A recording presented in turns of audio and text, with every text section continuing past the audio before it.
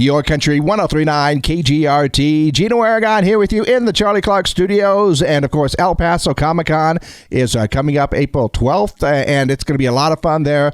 If you've ever been out to the Comic-Cons, you're going to want to get out there because they always have some great guests, just like I do today, because when you think about challenge shows, you got to go back to the OG, and that is, of course, American Gladiators. And I have got Gladiator Tower on the line, and that is Steve Henneberry. Steve, how are you doing today? I'm great. What's up, El Paso? Absolutely. When we think about American Gladiators, because I remember when that show came out, I mean, it was just big, huge, and all kinds of things were going on with it. I was a big fan myself, but recently, it's kind of been on everybody's mind because of that Muscles and Mayhem Netflix show that's on there. And I just, straight off the bat, I just wanted to ask you, how close did they get to that? Did they really represent that well? I got to say they were spot on. The producers, they did a lot of research and they got a lot of, information from us gladiators, and they were able to really nail it, quite frankly. And they gave the viewers really a bird's eye view of what really we went through as athletes and competitors. Oh, yeah. And you're talking when they think of, a lot of times they think about these TV shows as overproduced or anything else like that, or even kind of like professional wrestling where, it's really all just predetermined, all that other stuff like that. But when you mention athletes, and some of those challenges were pretty dangerous. Oh, yeah. Then the funny thing about it is we were their crash dummies, the test of the games, So when they would come out with a new game like Slingshot, where you jump down off a tower and you're suspended by a bungee cord, we tested those. And I remember, at 3:05, they said, oh, yeah, tower, go up there and let's try this out. And they didn't have enough bungee cord to hold my weight. So I bottomed out right away. I'm like, holy moly, this is, we need more bungee cords here. So it was all trial and error. Well, as someone who's done some bungee jumping in a while, one of the first things they ask you is, how much do you weigh? And you better be honest because they have the different cords for the different weights. And yeah, I can imagine that one being dangerous, Or yeah, exactly. Yeah, so the fact that you mentioned athletes in there, it's very much true because you guys are athletes, and along with that comes all the injuries and everything else that can go along with these games. In fact, I understand that you joined American Gladiators in 1991 because of an injury to Turbo, right? Correct. Yeah, Turbo, was a phenomenal athlete. Went down with just a horrific knee injury, and so I, they called my number, and as a new person coming in, and you only get your shot when someone gets hurt. Mm-hmm. You're always on the set waiting, but it's like the only way you're going to get out there if someone gets hurt. So then it's like, of course, you don't want your comrades getting hurt, but it's like I don't get my shot unless someone gets hurt. Look, but yes, I did get my opportunity, and never really looked back because I knew that this was my gig, my wheelhouse, because as a former Mr. American bodybuilding, I always maintained my athleticism. I wasn't one of those bodybuilders that can't scratch their head, so I always remained, very flexible.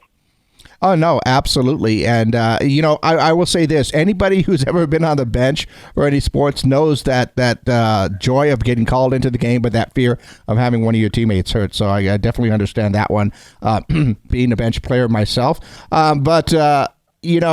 And you talk about maintaining your physical, all your physical capabilities in there.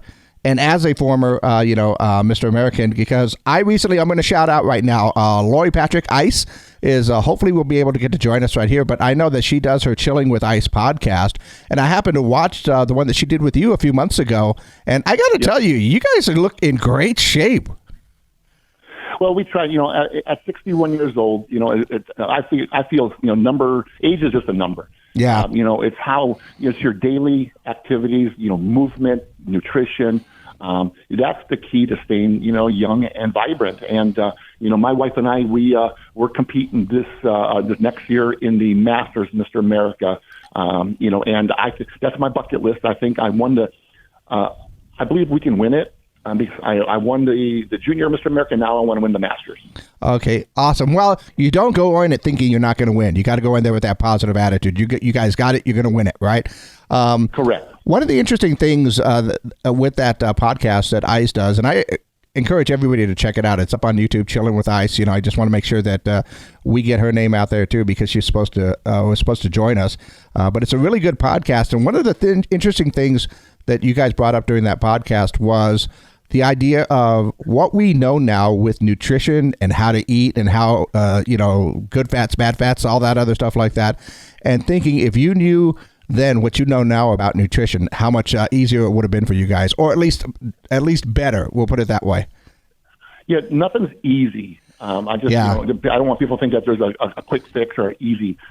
Yes, it would have been much more better for our bodies. I mean, some of the stuff that we were eating back then, was just cans of tuna fish and chicken breast and just boring food. Now you have a little bit more variety. We still believe when we're prepping for a show, we still believe in, raw natural foods. But we don't have to eat the cans of tuna fish the way we used to. Yeah, I think that was one of the things that both you and I agreed on. No more tuna. So, yeah. Of course, you guys are out on the Comic-Con scene out there right now. And one of the things I was going to ask you, since you guys are out and you get a chance to go ahead and travel and go to different places, do you guys ever run into any other gladiators that are out there on the scene? And what's it like getting together after all these years?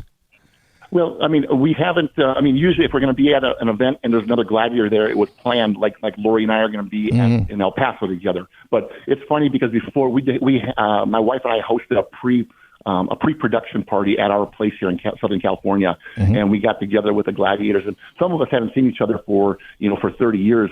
But I got to tell you, it was like we didn't even skip a beat.